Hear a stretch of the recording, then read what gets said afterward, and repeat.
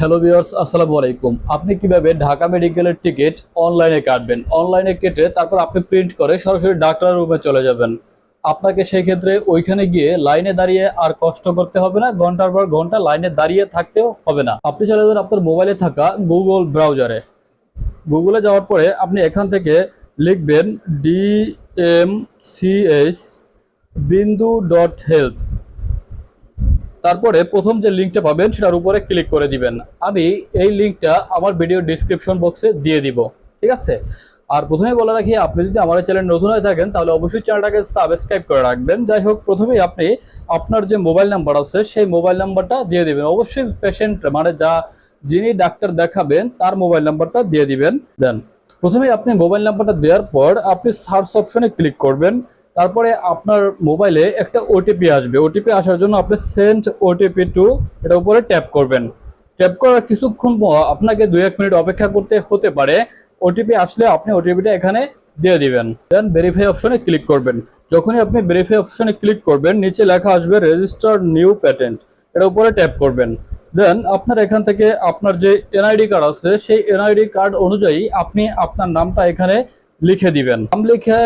নাম লেখার পরে নিচে পাবেন জেন্ডার অপশন, এটার উপরে ট্যাপ করবেন। দেন এখান থেকে আপনি মেল যদি ছেলে হন তাহলে মেল সিলেক্ট করে দিবেন, আর মেয়ে হলে ফিমেল সিলেক্ট করে দিবেন। তারপরে আপনার জন্ম তারিখটা এখান থেকে সিলেক্ট করতে হবে। আপনার যে এনআইডি কার্ড আছে সেই অনুযায়ী আপনি এখান থেকে জন্ম তারিখটা সিলেক্ট করে দিবেন। এখান থেকে জন্ম তারিখ সিলেক্ট করার জন্য আপনি যেটা করবেন, দেখেন জানুয়ারি লেখা আছে, এটার উপরে ট্যাপ করবেন। এখান থেকে আপনি প্রথমে আপনার যে জন্ম তারিখের যে মাসটা আছে সেটা সিলেক্ট করবেন। তারপরে আপনি আপনার জন্ম সালটা সিলেক্ট করবেন। তারপরে ডেট সিলেক্ট করবেন। ডেট সিলেক্ট করার পরে আপনি নিচের দিকে চলে যাবেন। এখান থেকে আপনার যে জাতীয় পরিচয়পত্র নাম্বার আছে সেটা আপনি এখান থেকে আপনার যে জাতীয় পরিচয়পত্র নাম্বার আছে সেটা আপনি এখান থেকে দিয়ে দিবেন।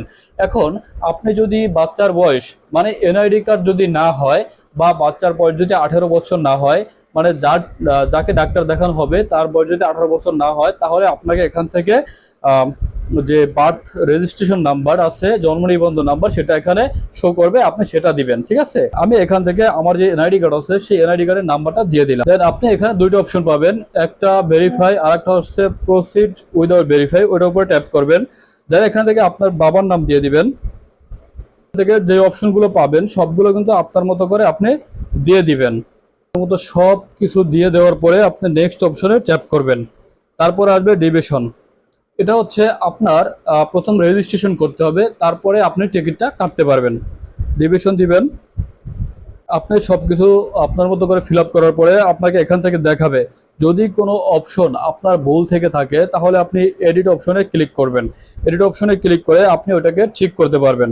তারপর যদি সবকিছু ঠিক থাকে তাহলে আপনি নিচের দিকে টিক মার্ক অপশনে ক্লিক করবেন। দেন কনফার্ম রেজিস্টার অপশনে ক্লিক করবেন।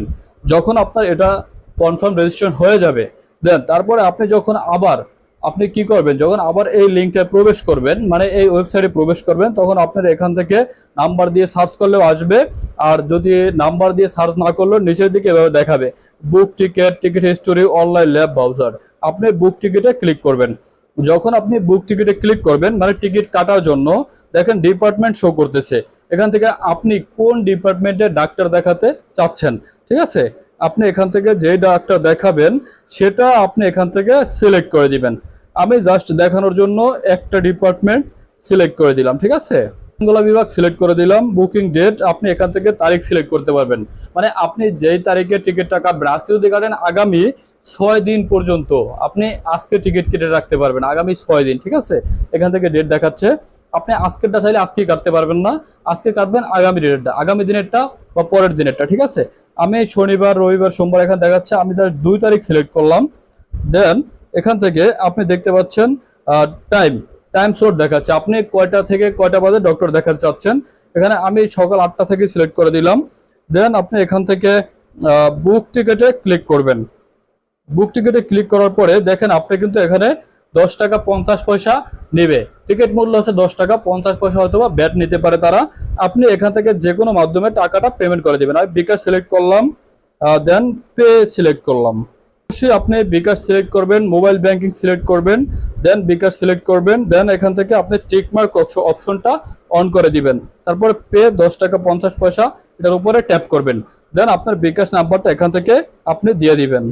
দেখতে পাচ্ছেন আপনার কিন্তু বিকাশ নাম্বার থেকে 10 টাকা 60 পয়সা কাটবে, ঠিক আছে। 10 টাকা 60 পয়সা কাটবে। দেন আমি কনফার্মে ক্লিক করলাম। কনফার্মে ক্লিক করার পরে আমার ফোনে একটা ওটিপি আসবে, মানে বিকাশের টাকাটা দেওয়ার জন্য একটা ওটিপি চলে আসবে। দেন আপনি এখান থেকে ওটিপি দেওয়ার পরে কনফার্মে ক্লিক করবেন। তারপর আপনার যে বিকাশের পিনটা আছে সেই পিনটা আপনি দিয়ে দিবেন। দেন ভেরিফিকেশন সাকসেসফুল, মানে আপনার টাকাটা কিন্তু পেমেন্ট হয়ে গেছে। পেমেন্ট হয়ে যাওয়ার পরে কিন্তু আপনি কিছু সময়ের মধ্যেই টিকিটটা হাতে পেয়ে যাবেন।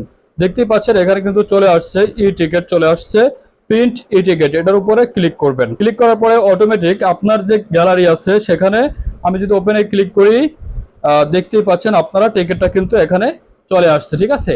এভাবে কিন্তু আপনি অনলাইনে ঢাকা মেডিকেল কলেজ হাসপাতালের টিকিটটা কিন্তু আপনি অনলাইনে কাটতে পারবেন।